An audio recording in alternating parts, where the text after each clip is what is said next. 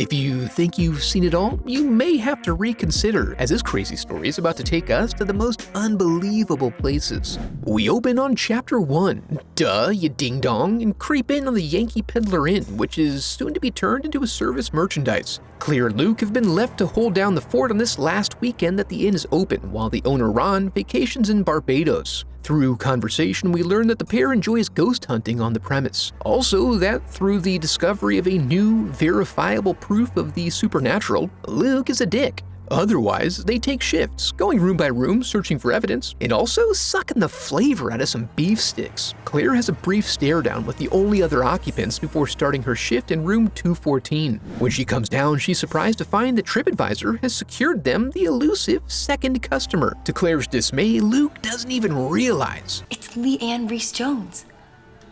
a famous sitcom mom. We also see that Luke is running an Angel Fire website about the hotel's creepy origins and is hoping to get some actual physical evidence of spiritual activity now that the hotel is basically empty and about to close forever. When their new tenant reveals that they forgot the towel service, Claire is very eager to oblige, only pausing temporarily to take in Luke's bitch and hawk. Claire finds that Miss Rhys-Jones went ahead and started without her, and that she apparently arrived just in time. But the warm mood is cooled significantly when Claire takes her chance to heap adulation upon her childhood hero, rather than relating to her human to human. Prone to fits of sourness, Leanne then cuts deep into her psyche with questions that reveal Claire is living a passionless life. Her subsequent dismissive disinterest essentially takes a shit on Claire's soul. Reeling from this encounter and unable to tolerate Luke's pessimistic views on life, she retires for coffee. Later on, after Luke taps out for the night, she plunges through his disgusting but well-curated browser history in order to find his website. She spends some time scrolling through the various pictures and lore regarding the inn's suspected haunters, but is eventually distracted by a strange thumping noise. Unable to activate the equipment quickly enough, she opts to wander the halls raw, so she doesn't miss the potential event. As she approaches the possible source, Luke very delicately scares the soul out of her body before tagging her out. Chapter 2 is called Madeline O'Malley, and she was a scorned lover who hanged herself after being left at the altar. To avoid bad press, the innkeepers stashed her corpse in the basement and tried to smuggle her out later. They were discovered, resulting in a true scandal, and now she's thought to roam the halls evermore. But Angry Mom doesn't appreciate these wicked thoughts being forced into the mind of her precious little turd boy, and she expresses her dissatisfaction by nagging everyone incessantly. During a break, while the two navigate the weathered foil harboring their pale, limp sandwiches, Luke reveals that he caught a glimpse of Madeline once. Now, he just really wants to get real evidence before the place shuts down.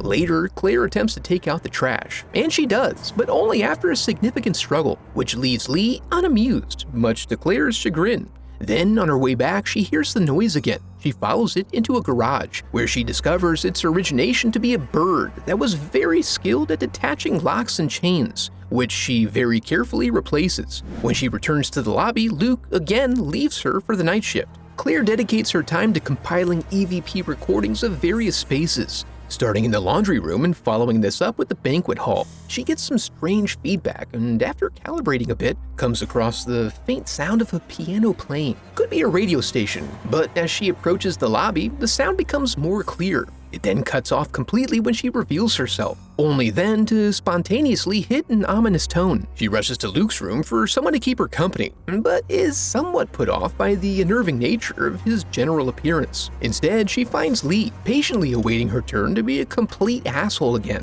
Finally at her limit, Claire lets her have it. This spark of fire prompts Lee to invite her back to her room for a drink. She apologizes for being a butthole and reveals to Claire that she is a fellow believer. Why, she even has a crystal pendulum. She's actually in town for a healer's convention, and her specialty is in intra-universal communication. Lee has her concentrate real hard and asks some questions of the spirit realm. Through the noise, she ascertains that there are 3 spirits, and some sort of mistake happened in the basement. Madeline, unfortunately, cannot be saved. When the line goes dead, Lee warns Claire to stay out of the basement. Claire goes back to the servants' quarters to take a breather and rinse that supernatural stank off her before taking a pre-dawn nap. But she's having a hard time getting settled and gets no help whatsoever from her sleeping buddy. When she hops up to run downstairs, she misses that it's 1 p.m. This results in yet another offense to Mommy's sensibility. possibilities. Chapter 3 finds her clothed up and caffeinated. Luke warns her to try not to get too invested in this ghost stuff.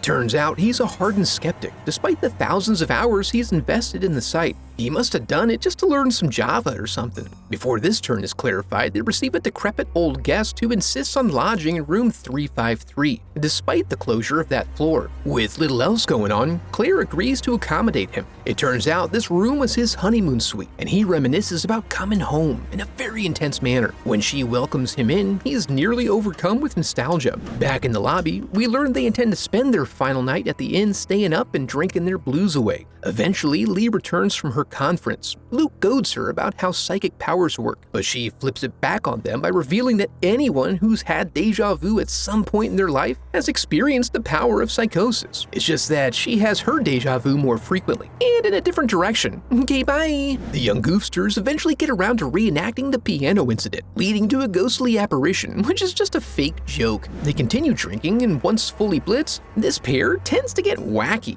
Luke starts to gush a bit about his feelings for Claire, giving off some major simp vibes, despite the fact that he was clearly looking for a thank you kiss. As payment for the compliments, she instead proposes they go exploring in the dank, musty basement. After firing up the gear, they venture slowly into the bowels of the hotel, eventually arriving in the room where Madeline's body was stashed away. They sit crisscross like some sort of junior ghost hunting group. Luke listens intently as Claire calls out to the spirit realm, peppering the poor specters with incessant questions. Luke's gear starts picking up a bit of a reading, so Claire presses for a sign that they're not alone, and is rewarded with a frosty little breeze. Luke begins to lose his nerve somewhat, but it doesn't matter because they're eventually able to pick up the faint whisperings of the damned, even without the equipment. Claire's eyes eventually become affixed upon something lingering just over Luke's shoulder. She's right behind you.